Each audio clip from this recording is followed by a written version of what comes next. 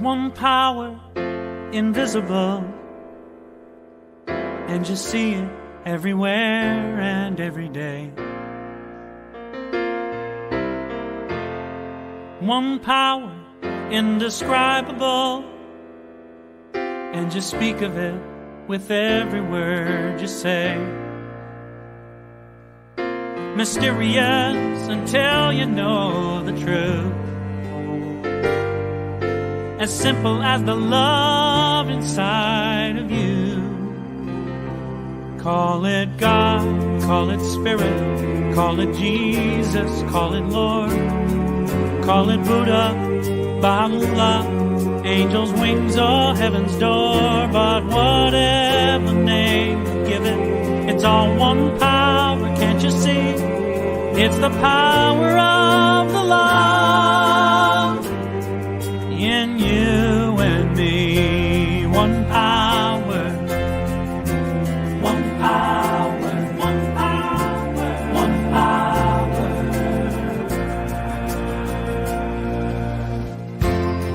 We speak so many languages, different clothing, different colors, different names.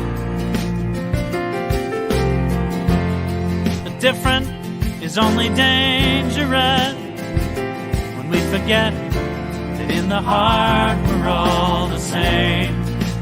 And we'll remember once we close our eyes to see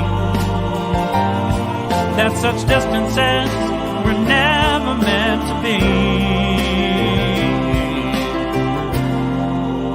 Call it God, call it Spirit, call it Jesus, call it Lord, call it Buddha, Baha'u'llah, Hashem or heaven's door. It's Muhammad, it's your mind, it's your soul, or it's your sign. It's the universe, it's music, Mother Earth or Father Time. But whatever name you give it, it's all one power, can't you see? Whatever name you give it, it's the very air we breathe. Oh, it's the power of the love in you and me. One power, oh, one power is what we are. One power, one power.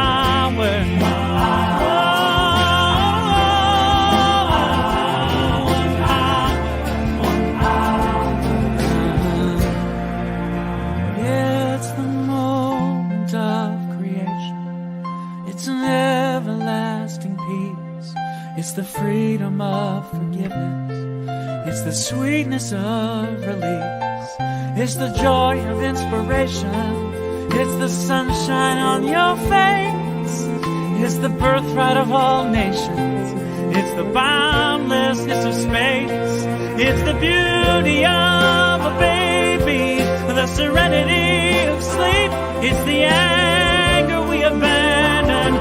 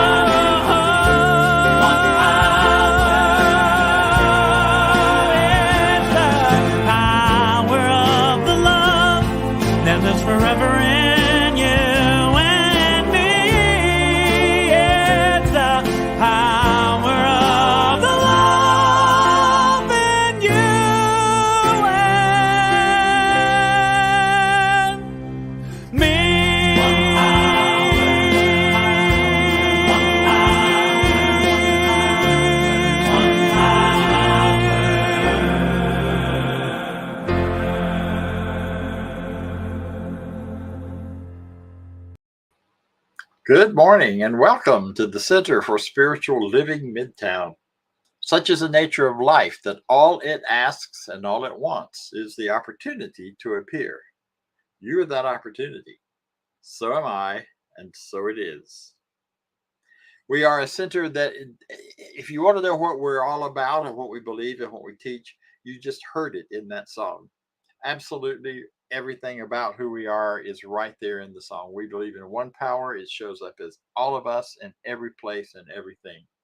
So that our center is about building a community of people who are committed to living their lives from a place of that one power rather than from a place of duality, of two-ness, of good and bad, right and wrong, you and me, us and them.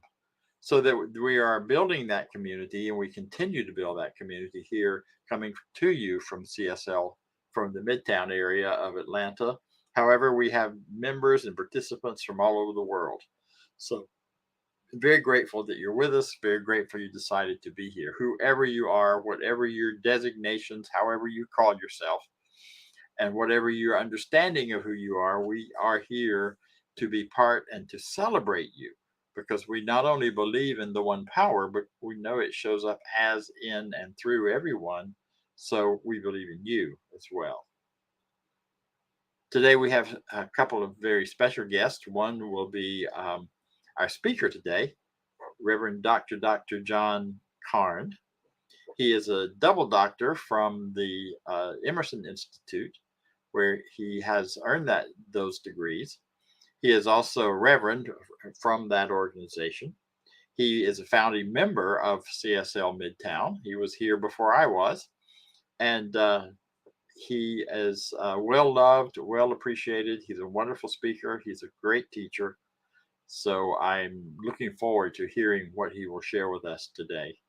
Also, at this time, we're going to hear a little more about what we believe. And what we believe is all sort of summed up in our Declaration of Principles. And here is an excerpt of that.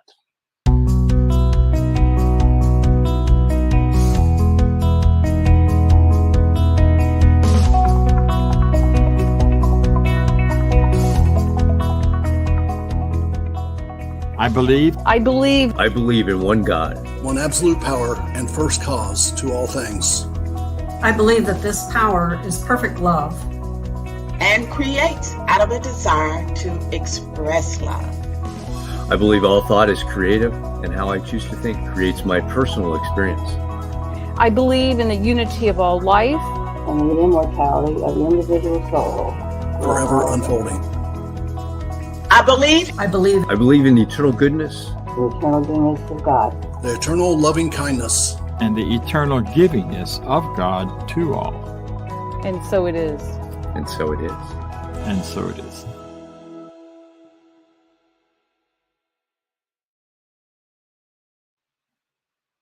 So I think we have a couple of guests. Our next guest is not a guest at all.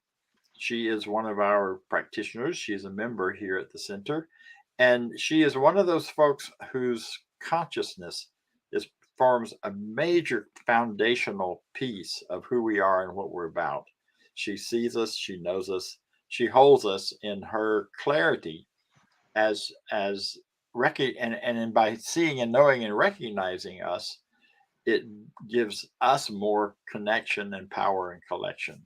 A practitioner is someone who is trained in this teaching, who has been licensed by the Centers for Spiritual Living, and is recognized as having the gift of healing and change for herself, as well as for others.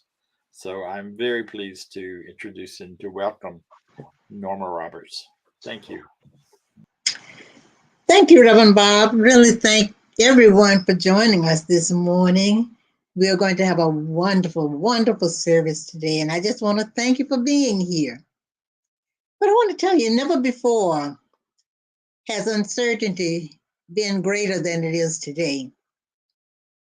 But as uncertain as things are of this, I am certain.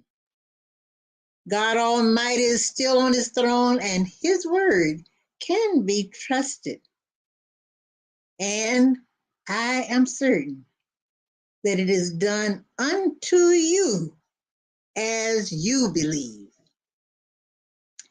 Jonathan Robinson, editor of The Experience of God, says, how can any of us really know what is true about God?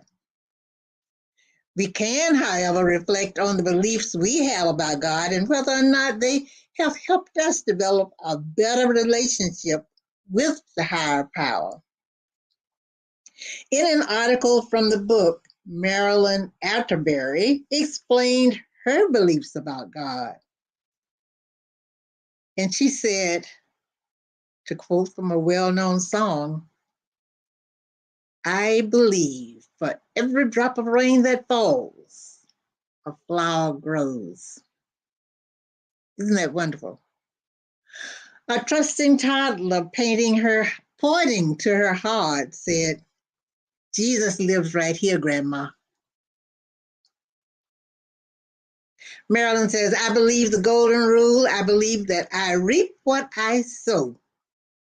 I believe in the cycles of nature, the oneness of all creation, and the trustworthy nature of the sun. It always rises. She says, I believe human beings are inherently worthy and that God will never forsake us. I believe in guardian angels and a Holy Spirit. I have never witnessed a death, but I am sure it can be as beautiful and as heartwarming as a birth. I know that life regenerates itself and that there are more universes than I have cells in my body, and more stars in each of the universes than I have cells in my body. She went on to say, I believe there is a basic wisdom available to all human beings that can solve any problem. I don't believe that this wisdom belongs to any culture or religion, but I believe it is God's source and totally reliable and available when one knows it is there. She says, I believe that peace is here now. But in these uncertain times, what are some of your beliefs about God? Think of these beliefs and see how they serve you. If we listen to more of the song says, I believe above the storm, the smallest prayer will still be heard. I believe that someone in the great somewhere hears every word. What about you? What are your beliefs? And now we'll transition to our morning prayer treatment. So I just invite you to be still, take a deep breath, and join me in knowing the truth. I know and I know that I know that God is all there is. It is the very essence of everything seen and unseen. It created me out of itself to express that it is. I now have a clear knowledge of who I am and what my purpose on this planet is. My sole purpose is to express God, to grow, expand, and create as divine consciousness in action. My mind is now free and clear from anything that would seem to contradict ultimate truth. Because my nature is one with divine nature, I am free from any confusion or doubt. In all ideas of any nature that tend to obstruct my good, my perfect demonstration is right now uprooted, totally eliminated, and permanently eradicated from consciousness, and removed to the nothingness from which it came. I now experience new and greater expressions of perfect health, greater expressions of abundant wealth, creative self-expression, and joyous personal relationships. I give thanks for a greater degree of clarity in all of my thinking.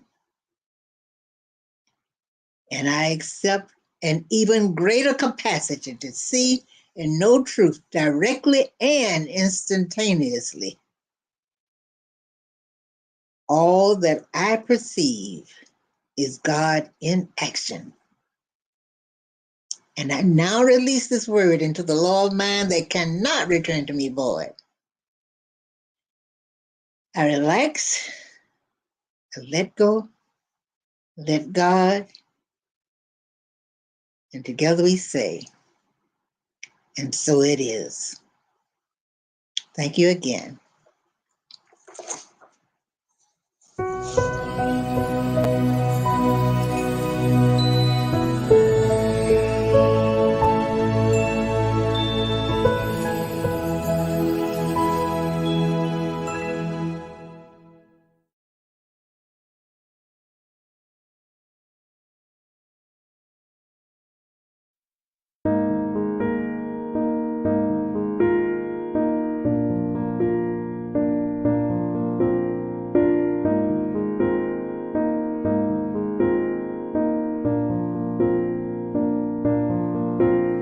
The steel and glass rise, the glare blinds my eyes, the noise so intense, it drowns out my senses. The streets are steaming, a million strangers are streaming in and out of revolving doors. I can't help but wonder what for. Who belongs? Who belongs? Who belongs here? Who belongs here? Who belongs? Who belongs?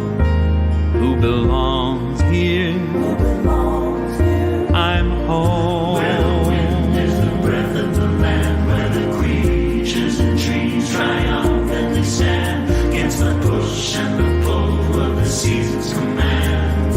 That's where I'm home. I'm home. Where the mountains decisively rise from the fields of grain in the endless horizon. Where the hawks and the eagles circle the skies. That's where I'm home. The TV is blaring, the newspaper's scary,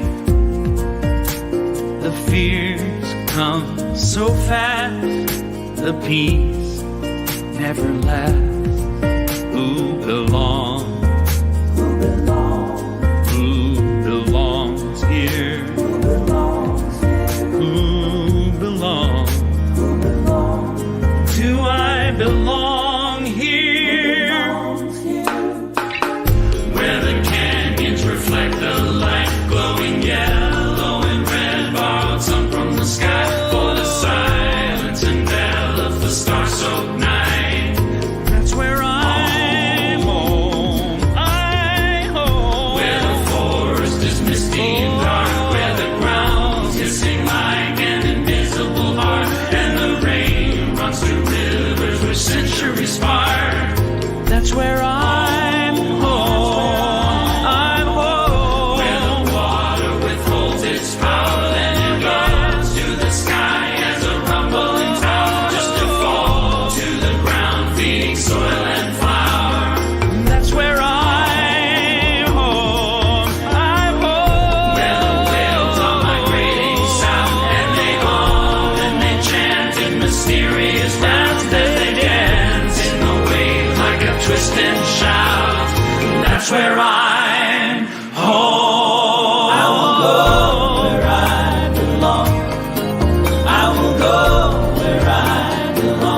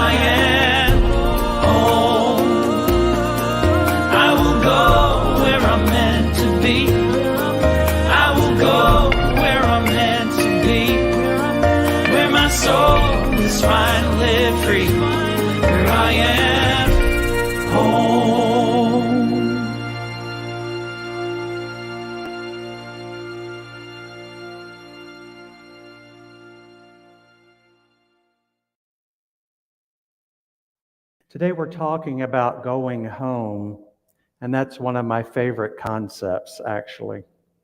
And so I'm going to take you through it from an old-fashioned idea to a Buddhist way of thinking, and then briefly touch on a Christian way of thinking as well that I find helpful. And then we're going to pull it up to the metaphysical. The old-fashioned idea of home. What's a one-word statement you can make about what home means to you? And I want people online to type in Zoom, use the chat box. We'll start with you guys here. Safe haven. What now? Comfort. Well, those are all really positive ones. Home is that place that it is so hard to leave. It is where you're loved unconditionally. My sister's children stayed with her till they were like 30, and I could not understand that for the life of me. But that generation did pretty much stay home as long as they could and then moved out. When I was 19, I graduated from nursing school on a Friday, moved to Atlanta on Saturday, and started work on Monday at Grady. And that's probably most of us here, my age group couldn't get out quick enough. For a lot of LGBTQIA people, a lot of times home isn't that safe place or that place where you feel loved. If you want to ask someone about unconditional love, ask a trans person. It's quite often they've lost everything in the pursuit of unfolding to who they feel they are. A lot of us develop familial relationships with our new family, like here in Atlanta, with our friends or those that we're closest to. I have a family with CSL Midtown, being that all of us, several of us right here, were there at the very beginning. That's a different level of family. In the Buddhist tradition, they talk about home being where you absorb the family philosophy of living, the rules, the way we treat other people, the laws, and if there's religious beliefs, religious beliefs. The kids know this is how we think and what we believe, and in order, any small child, in order to get their parents' approval, they're going to want to learn those lessons and demonstrate them. And then I have an example. I have a nephew that hunts. And when he was little, I didn't want him to have a gun. I just thought that's not a good thing for kids. But where he comes from, his father had hunted, and his father before him, so it was a family tradition to take the boy out and shoot at things, at animals. And I know that most children cry when they see like their first deer killed. And the father will will explain, this is what we do, this is us bonding, this is good, clean family fun. Okay, but for the kid has to start separation. That's at an early age. Think like 4 or 5 years old. Separation. They come in understanding oneness, but their experience at home creates separation between things. So there's us and them. And in this case, the them is the deer, whatever they're hunting. So they start getting separation. And that just escalates, as they go through their childhood and end up as a young adult. And hopefully at some point start working their way back into oneness if they're fortunate. Because I know oneness is where things heal. I know that firsthand. And you can't say to the parent that's going to take the child hunting about not doing that, because then it becomes like blasphemy. You're talking about my dad when you say that, the grandfather. This is their tradition. This is where they bond. And you just can't, it's an argument not worth having. And the same thing goes when you talk about eating more healthy at your Sunday dinners with your family. Say you go on a special diet. We are vegan. We could be vegetarian. I was vegetarian before I was vegan. And family values are passed down at that table. So if you come in saying you're not going to eat what they're having, I'll just hang out here and then go eat later, that is like blasphemy. You are attacking the mother, the grandmother, whoever served Sunday meals all those years. They take it as your attack on them, because we take food. Food is such a nurturing concept. We take that in, and you're pushing something when you go in there and you try to alter the family dynamics. Okay, and in the Buddhist concept, leaving home means questioning the rules and the ideas of the family, the philosophy. When you question all of that, you leave. Like the Buddha left when he questioned his family's philosophy. His parents had kept him, sort of sequestered from the world. And when he got out, he saw quite a different world from the world he grew up in. And so that's leaving home, when you're letting go of those ideas and you're going out into the world and then getting all the new ideas, and then coming back home with those new ideas, new ways of living, new thought systems even. One of my favorite, this one makes me laugh every time, it's about Jesus. It's a Christian concept. Even Jesus couldn't go home, because when you take your new ideas home and you share them with your family, the first thing they're going to do is just slam you and put you down, and they're going to reiterate their ideas at home, because that's what their job is at a higher spiritual level. They're supposed to say, but no, it's this way, and you'll get it if you just do it this way, or you're wrong, it's this way. I get a lot of that with my family. You're wrong. This is how it should be. And what it is they never left home. They never left the thought systems that they developed, and they all stayed also in one area. Whereas, those of us that leave home, we go out, we travel, we show up in different cities all over the place. But Jesus went home, and in Mark, the book of Mark, chapter 6, verses 1 through 13, and I'm going to not read all 13, I'm just going to hit the highlights. Jesus came to that place in his hometown, and his disciples followed him. On the Sabbath, he went to teach at the synagogue, and many who heard him say, "Where did he come from? Isn't this Joseph's son, the carpenter? What deeds of power are being done at his hand?" And they took offense at him. And Jesus said, or was said to have said, "Prophets are not without honor, except in their hometowns and among their own kin and in their own house." And he was amazed at their unbelief. If we go to the prodigal son story by Jesus, which allegedly was a Buddha story that he was repeating, and he changed some of the facts to fit the audience, specifically with the pig pen issue. So I'm not going to go over that story because I think everyone here knows it, but we're going to talk about what was not said in that story. Okay?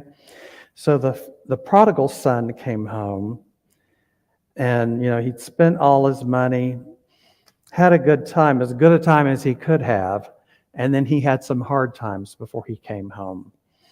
And he said, I will sleep in the pig pen, I'll feed the pigs, just let me come home. And the father, you don't hear him saying any reproach to the son, any condemnation for what he did. The father instead says, he doesn't say you're a horrible son and you can live in the pig pen. He doesn't call him a sinner or tell him he's not worthy. Instead, the Father talked about something completely different. He said, bring the best robe and the ring and kill the fatted ox for a feast. So he turned away from the ego thoughts that the other son was having. That boy doesn't deserve anything. He left us here. I've been doing all the work. That's the ego thoughts. The world of effect is what we call it in our teaching. It's not first cause. First cause is from God. Do you understand when I'm talking first cause and second cause? Okay. Second cause is when you are going off, creating from something here at the earthly level. You're responding to something, you're creating from that, so you're not really at a higher level of consciousness. So the son, the good son, becomes angry with the father for being so good to his wayward brother. And when he expressed this anger to his father, the father said to him, my son, you're always with me, and everything that is mine is yours. So truly, in this parable, Jesus is saying the Father is responding as God. You are my son with whom I am well pleased. All I have is yours. Our concept of God does not respond to evil, does not know evil, does not understand wrongdoing.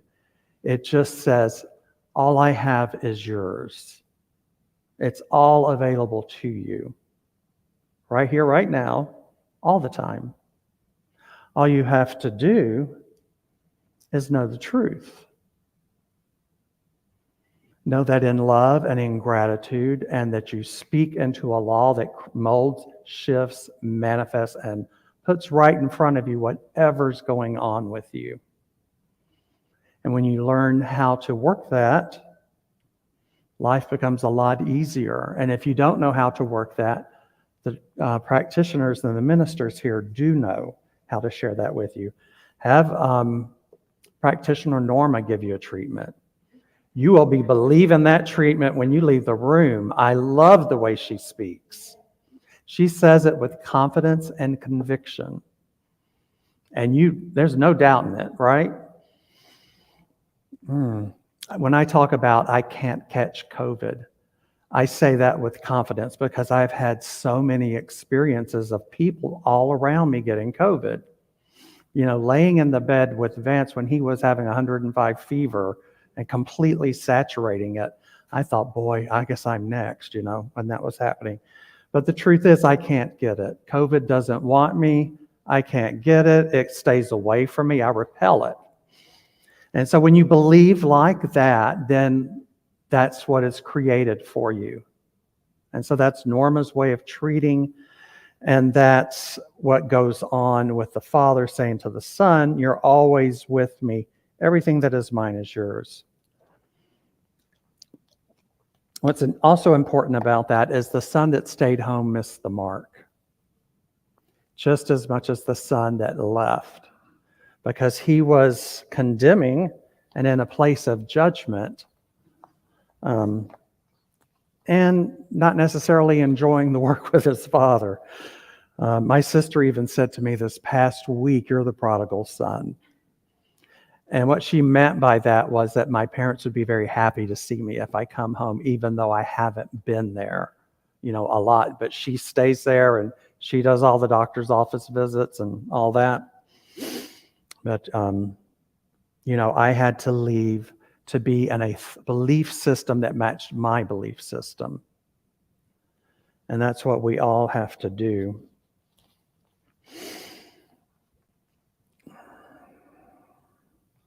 Oh, and I wanted to talk about this a bit. As I was talking about, God doesn't know evil. God doesn't know sin. If anyone's confused by that, if there is evil, if there is a devil, then there's two. There's not one. All right, because there's God and the devil, or there's God and the evil person. There is no such thing. Evil, what we call evil, or hell, is really at the secondary effect of cause that's people creating it from their ego thoughts, from not having a good practice where they're uplifted. It's just very low energy down here. And it's not anything more than that. So we know that as practitioners and ministers, when we go to see somebody, we have to know the truth of them in this situation. And the truth of them is they are pure love, they are creativity, they are intelligence, perfect health, and prosperous. We give all the attributes that you would give to God is what that person has. So we're able to turn away from what's going on with them, from that story, and then we're able to treat from that place of love. And so that's how that father was responding in the prodigal story to both of his children. So very much responding as God. Okay, good. We're in the right place. Going home in the oneness tradition isn't going to a physical place or a geographic location. It has nothing to do with living with your parents or even visiting them. No, it's about going to that upstairs consciousness. It's about dropping all the ego thoughts, the negative thoughts, completely letting go, and going to that higher level consciousness that we go to when we meditate. One of the oneness studies that I'm looking at right now had me affirm all day that I'm going home and then stop and meditate. So it was a practice for a day, and we meditated, got that, and got down the concept that this is going home. So going home, the place of home is that place we leave as a baby coming into the world. It's the joy and the love you see from a dog. You walk up to your dog and you see him, bouncing in the air. That's pure love, perfect from the place called home.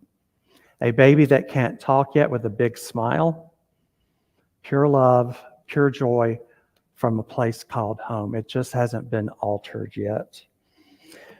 So that is our home, and we can go there every day if we really want to. And so ends the lesson. Thank you.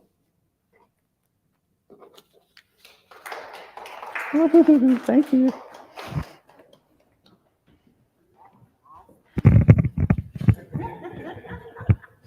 Somebody finished early. All right. So now it's our time for gratitude, forgiveness, for being grateful for all that we have. And in that, grateful for John speaking this morning. That was a wonderful talk. And so if you will, with me, there's going to be up on the board the place to donate. You can donate online at www.cslmidtown.org/donate. Click on the QR code. It'll take you right to the site to donate. And if you would, read with me our affirmation for prosperity. I live in a universe of abundance. As I freely and joyfully give, I join in the divine flow, and all that I share with life returns to me multiplied abundantly. And so it is. And we'll go back to Dr. Bob for some announcements. Thank you, John. Dr. John, that was wonderful. I appreciate your speaking for us and being present. Some announcements. We had a wonderful visioning this past week. It was open to all of you.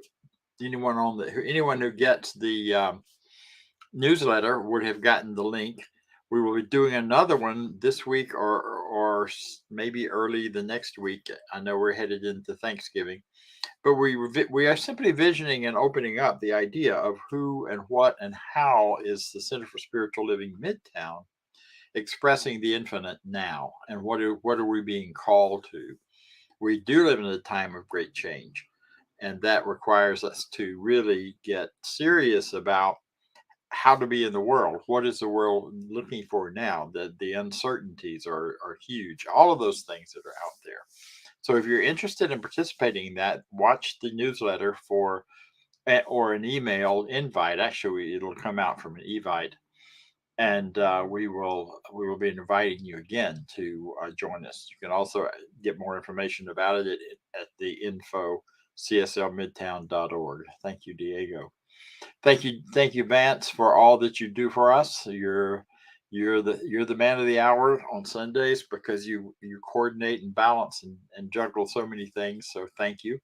Thank you to John. Thank you to Norma. Oh my goodness, thank you, Norma. That reminding of the what we believe and why that's so important. And that's one of the workshops that will be coming up between now and Christmas. We'll take a look at what you believe, not just what we believe or what we say we're supposed to believe, but what do we really believe? What are we looking at that's really the truth for us? You watch the news for that. That will be coming up probably in December. So, excuse me. So anyway, thank you. I'm glad you're here. I'm glad you're with us. And join me in our closing affirmation.